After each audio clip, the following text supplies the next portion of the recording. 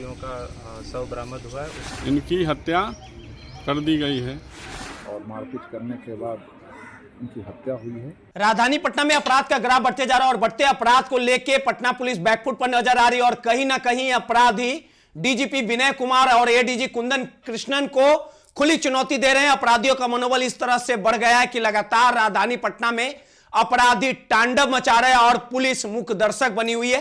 ऐसा हम इसीलिए कह रहे हैं क्योंकि विगत कुछ दिनों पूर्व पटना से सटे मोकामा में सोनू मोनू गैंग और अनंत सिंह में जो गोलीबारी की घटना हुई थी और इस पूरे घटना में दोनों तरफ से 70 से 80 राउंड फायरिंग हुआ था, कई राउंड गोलियां चली थी और जिसमें मोकामा का इलाका जो है वो थर्रा उठा था। दोनों तरफ से जो मुठभेड़ हुई थी और इस पूरे मामले को लेके कहीं ना कहीं पुलिस की विधि व्यवस्था और कार्यशैली पर भी सवाल खड़ा हुआ था। यह मामला लगातार अभी पुलिस घेरे में है, पुलिस लगातार जांच कर रही है।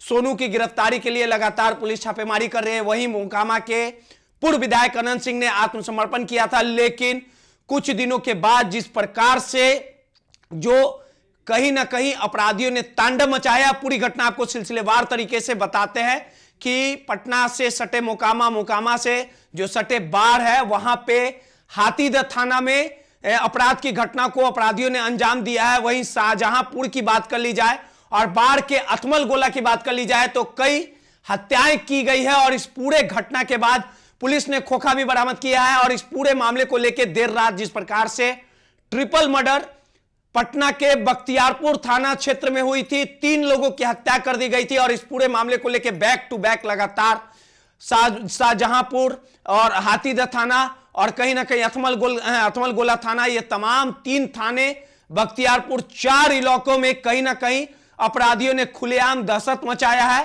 और इस पूरे मामले को लेकर पटना पुलिस अगर एक घटना सुलझाती तब तक सुलझाने के क्रम में 4 घटनाएं कहीं ना कहीं घटी। इस पूरे मामले को लेकर एसडीपीओ और जो ग्रामीण एसपी हैं उन्होंने क्या कुछ कहा है, मीडिया से बात करते हुए पूरे घटना की जानकारी दी है, जरा आप सुनिए। हाथीदह थाना क्षेत्र में देर रात सूचना प्राप्त हुई कि दरियापुर वार्ड नंबर 10 में एक डेड बॉडी पड़ा हुआ है।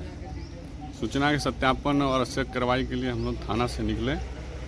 वहाँ गए तो देखे कि प्रेम पासवान उम्र 50 वर्ष, पिता स्वर्गीय सहदेव पासवान दरियापुर वार्ड नंबर 4 के निवासी जो स्थानीय लोगों ने बताया कि रहने वाले हैं। इनकी हत्या कर दी गई है। शव को बरामद कर अंत परीक्षण के लिए भेज दिया गया है। अभी तक परिजन द्वारा कोई लिखित आवेदन नहीं दिया गया है। डॉग स्क्वाड और एफएसएल की टीम को सूचित कर दिया गया है। वैज्ञानिक अनुसंधान शुरू हो चुका है। आज मॉर्निंग में शाहजहांपुर थाना को लगभग 10:30-11 बजे सूचना प्राप्त हुआ कि सरथुआ जो ग्राम है उसके पास में रोड पे जो है 2 व्यक्तियों का शव बरामद हुआ है। उसी क्रम में जो है थाना के द्वारा तुरंत वहाँ घटनास्थल पे पहुँचा गया तो थाना की टीम द्वारा पाया गया कि जो 2 व्यक्ति हैं जिनका उम्र लगभग 18 से 20 साल प्रतीत हो रहा है, उनका जो है गोली मारकर हत्या किया हुआ है। उसके बाद थाना के द्वारा अपने सूत्रों से तथा जो तकनीकी अनुसंधान है उससे उन दोनों का पहचान किया गया। दोनों का पहचान आनंद कुमार और सौरभ कुमार के रूप में हुआ है। एक जो है नालंदा जिले के नगर नौसा थाना के तथा एक जना है बेतिया जिला के रहने वाले हैं। उसके पश्चात जो है थाना के द्वारा एफएसएल टीम को सूचित कर दिया गया। एफएसएल टीम घटनास्थल पर पहुँच के जो है साक्ष्य संकलन का कार्य कर रही है। घटनास्थल से अभी तक हम लोगों को जो प्राइमरी एनालिसिस है उसे लगभग 6 खोखा बरामद हुआ है। उसके बाद जो है हम लोग इसका घटना का जो मुख्य कारण और जो है अभियुक्तों की गिरफ्तारी के लिए लगातार हम अनुसंधान कर रहे हैं। घटना के संबंध में जो प्रथम दृष्टया सामने आया है कि जो अभियुक्त हैं उनका जो मृतक हैं उनके साथ पैसे को लेकर कोई ना कोई विवाद रहा है। इन सभी जो मृतक हैं इनके पास से भी जो उनका जो फ़ोटो वगैरह हम लोगों को प्राप्त हुआ है उसके अंदर देखा जा रहा है कि इनके पास भी काफ़ी ज़्यादा अमाउंट के जो है नोट्स वगैरह इनके पास थे। और प्राइमा फेसी जो हम लोगों को इंफॉर्मेशन जो हमारा जो इन्वेस्टिगेशन उससे पता चला है कि पैसे के विवाद को लेके ये जो है आपस में जो है ये जो लड़ाई वड़ाई हुआ है उसी में फिर बाद में गोलीबारी की घटना से उनकी मृत्यु कारित हुई है। और अभी जो है हम लोगों के जो मृतक हैं उनके परिजनों को सूचना दे दी है, परंतु उनके द्वारा आवेदन अभी प्राप्त नहीं हुआ है।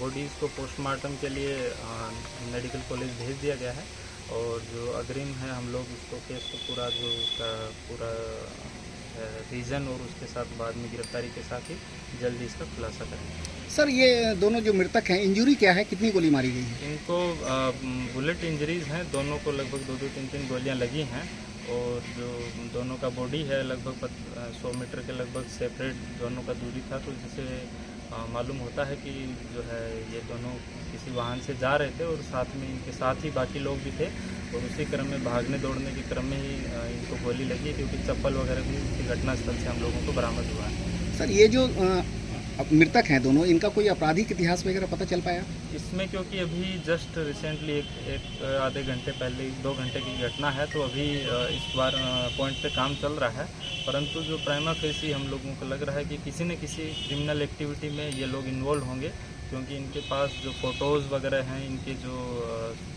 सोशल मीडिया या फिर जो इनके फ़ोटोज़ हम लोगों को अभी प्राप्त हुए हैं उसमें इनके पास अमाउंट ऑफ कैश अच्छी खासी मात्रा में दिख रहा है। साथ ही जो इनके पास वेपन्स वगैरह भी हम लोगों को दिखे हैं फ़ोटोज़ वगैरह में इनके जो हम लोगों को प्राप्त हुए हैं, तो जिससे प्राइमा फेसी लग रहा है कि ये लोग क्रिमिनल एक्टिविटीज़ में इन्वॉल्व रहे होंगे, परंतु अभी क्योंकि अभी रिसेंट की जस्ट घटना है तो अभी क्रिमिनल हिस्ट्री वगैरह पे हम लोग काम कर रहे हैं। मतलब प्रथम दृष्टया पैसे के लेन देन को लेकर के हत्या का कारण लग रहा है? हाँ, जो हम लोगों के सोर्सेज और जो हम लोगों का अभी तक का इन्वेस्टिगेशन है उसमें यही आया है कि जो पैसे के लेन देन को लेकर आपस में जो है दोस्तों में या फिर जो ये जो आपस में जो अपराधी इनका विवाद हुआ है और उसी में ये घटना अभी तक सामने आ रही है। बाकी जो है पूरा अनुसंधान अभी क्योंकि इनिशियल फेज़ है और जैसे ही फुल इन्वेस्टिगेशन होगा तो उसके बाद पूरे सारे फैक्ट सामने आ जाएंगे। धन्यवाद सर।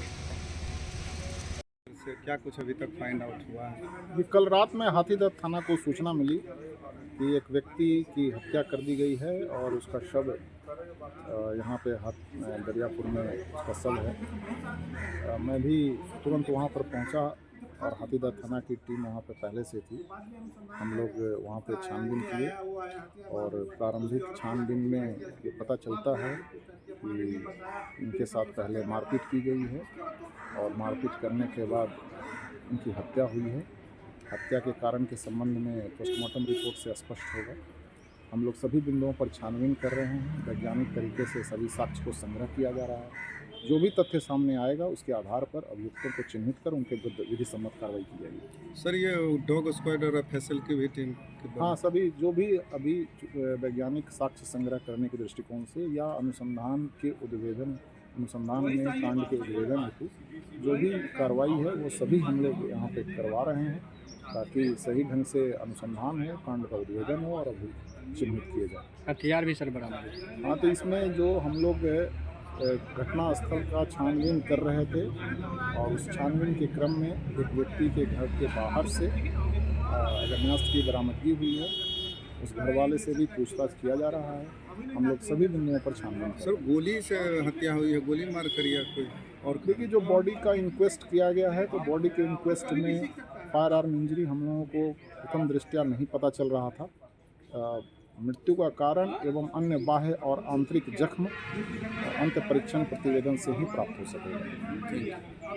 तो आपने सुना कि कहीं ना कहीं पटना लगातार थर्रा उठा और अपराधियों ने डीजीपी, पटना एसएसपी और तमाम जो बाढ़ के एसडीपीओ हैं उनको खुली चुनौती दी है। इस पूरे मामले को लेकर पुलिस अधिकारी ने कहा है कि जल्द ही अपराधियों को पकड़ लिया जाएगा। लेकिन देखने वाली बात होगी कि मोकामा का मामला, मोकामा का डर, मोकामा में गोलीबारी का मामला अभी शांत भी नहीं हुआ था, लेकिन अपराधियों ने खुलेआम बैक टू बैक 3 से 4 घटनाएं को अंजाम दिया है और कई हत्याएं हुई। अब देखने वाली बात होगी कि पुलिस इस पूरे मामले पर कब तक लगाम लगा पाती है और अपराधियों को कब तक पकड़ पाती है। यह तो आने वाला समय ही बताएगा। ब्यूरो रिपोर्ट, दर्श न्यूज।